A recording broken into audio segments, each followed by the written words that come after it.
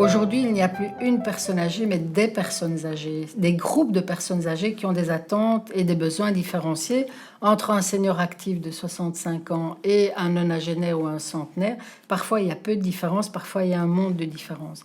Et donc, on ne peut pas envisager les lieux, un seul lieu de vie pour des catégories, des générations différentes. Avec cet accroissement de la longévité, on n'a jamais été aussi nombreux en tant que génération à vivre en même temps. Et donc ça, c'est un des grands défis d'aujourd'hui, c'est de vivre ensemble. Alors quand on aborde le thème du vieillissement en général, ce qui est important, c'est de comprendre le contexte dans lequel on est aujourd'hui. On vit en fait des bouleversements démographiques pour la première fois. C'est-à-dire qu'on vit de plus en plus longtemps, mais ce qui change, c'est qu'on vit de plus en plus longtemps et en bonne santé, ce qui est tout à fait nouveau. Ça veut dire aussi que la proportion des plus de 60 ans et des aînés en général augmente. Et on estime que dans les années 2060, on aura pratiquement plus de 33% de la population qui aura plus de 65 ans. Donc c'est une donnée importante. La proportion des personnes entre 80 et 85 ans va être multipliée par 2,3. Ça veut dire que l'accompagnement des personnes de cet âge-là doit être revu. On doit se poser des questions, être créatif, anticiper, œuvrer dans des politiques sociales nouvelles. Dans nos manières d'habiter, il y a moyen d'intégrer ces générations. Et donc, ce qu'il faut mettre en œuvre, ce sont des lieux de vie dans lesquels vivre plus longtemps a du sens. Parce qu'il ne suffit pas de donner des années en plus à la vie, il faut leur donner du sens. Et c'est ce qui manque un peu aujourd'hui. Se poser les questions, les bonnes questions avec des pairs, avec des gens qui ont le même âge, avec des professionnels, avec des services d'aide de soins à domicile, eh bien, ça aide à passer le pas le jour où eh bien, plutôt que de prendre cette décision dans l'urgence de rejoindre un autre lieu de vie, c'est de le faire en pleine conscience et de savoir qu'un jour ça peut nous arriver, comme ça peut ne pas nous arriver. Mais se préparer et anticiper à cette éventualité permet de rebondir beaucoup plus facilement.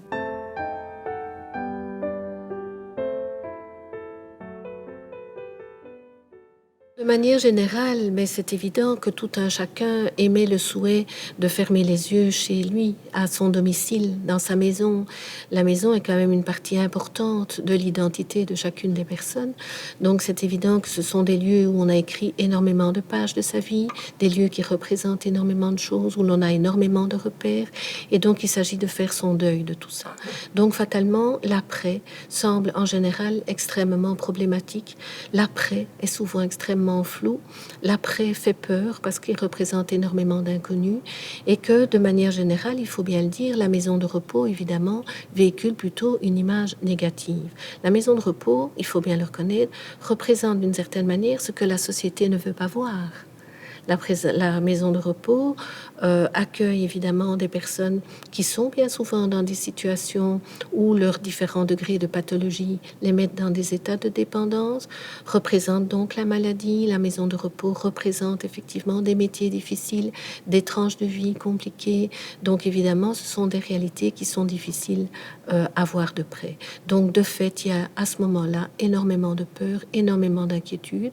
Donc il nous semble qu'il est important d'avoir à ses côtés, ou de pouvoir avoir à ses côtés en tout cas, des services totalement indépendants qui peuvent effectivement apporter l'écoute nécessaire d'abord pour y voir clair soi-même dans ces moments-là et recevoir les conseils et les informations dont on a besoin. On ne choisit pas une maison de repos comme on peut choisir un lieu de vacances. Il vaut mieux ne pas se tromper, ça c'est très clair. Donc là, en effet, il y a en tout cas sur Bruxelles une offre extrêmement variée de maisons de repos. Donc il est vraiment primordial de bien s'informer. Donc il est capital aussi de partir de la situation individuelle de chaque personne. Une maison de repos peut faire le bonheur d'une personne et peut constituer un enfer pour une autre. Il faut vraiment que la personne puisse bien cerner ses besoins, ses envies, ce qu'elle ne veut pas au contraire, ses possibilités, ses capacités bien entendu, et donc faire un choix en fonction de cela. Quand on ne peut plus vivre à domicile, les aînés pensent qu'il n'y a que la maison de repos, mais il y a très peu de personnes qui se trouvent en maison de repos. À peine 6% des plus de 60 ans, pratiquement 30% des plus de 85 ans, et la moitié des nonagénaires se retrouvent en lieux de vie institutionnalisés comme la maison de repos et la maison de repos et de soins. Aujourd'hui, on envisage les lieux de vie, quand on parle d'un autre lieu de vie que le domicile, comme des choix qui n'en sont pas. On y va parce qu'on est obligé de changer de lieu de vie. Or, il y a moyen d'envisager des lieux de vie communautaires, des lieux de vie groupés, des lieux de vie intergénérationnels, où il n'y a pas besoin d'être dépendant pour en faire partie. Mais ça demande aussi une information, ça demande de construire un projet avec d'autres, et ça, on n'a pas tellement l'habitude dans notre société où on est plus individualiste, où on travaille pour soi, on vieillit en pensant à soi, et encore, le vieillissement est une période de la vie que l'on repousse, à laquelle on n'a pas envie de passer du temps à réfléchir.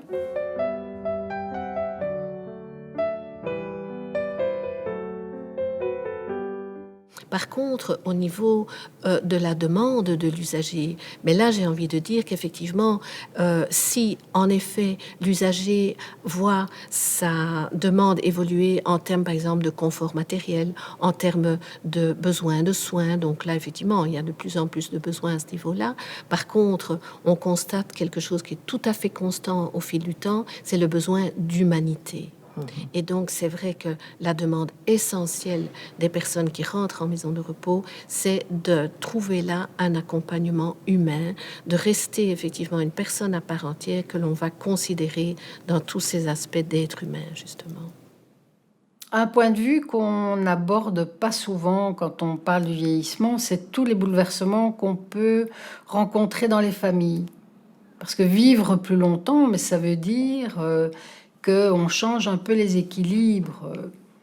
Par exemple, on parle beaucoup de la génération sandwich, donc les personnes qui ont entre 45 et 65 ans, qui sont toujours en activité professionnelle et qui ont d'un côté de la chaîne de vie des enfants qui fondent leur propre famille et donc l'arrivée des petits-enfants, et de l'autre côté, leurs parents âgés qui petit à petit vont être demandeurs d'aide.